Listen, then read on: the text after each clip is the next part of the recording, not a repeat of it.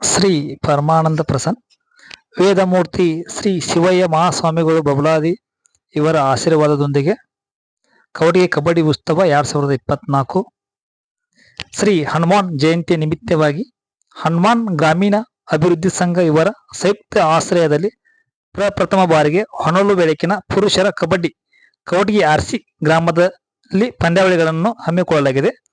55 KG 5 ಜನ, 58 KG 7 ಜನ.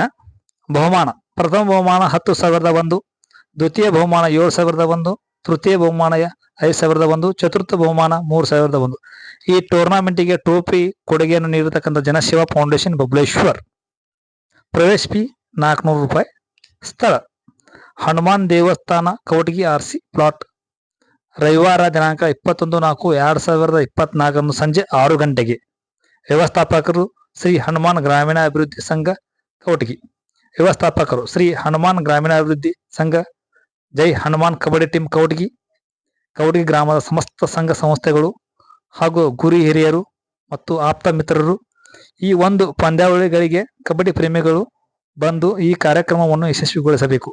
ತಮ್ಮಲ್ಲಿ ಹೃದಯಪೂರ್ವಕ ವಿನಂತಿ. ಕಮಿಟಿ ನಿರ್ಣಯ, ಕೊನೆ ನಿರ್ಣಯ. ಸರ್ವರಿಗೂ ಹಾರ್ದಿಕ ಸ್ವಾಗತ.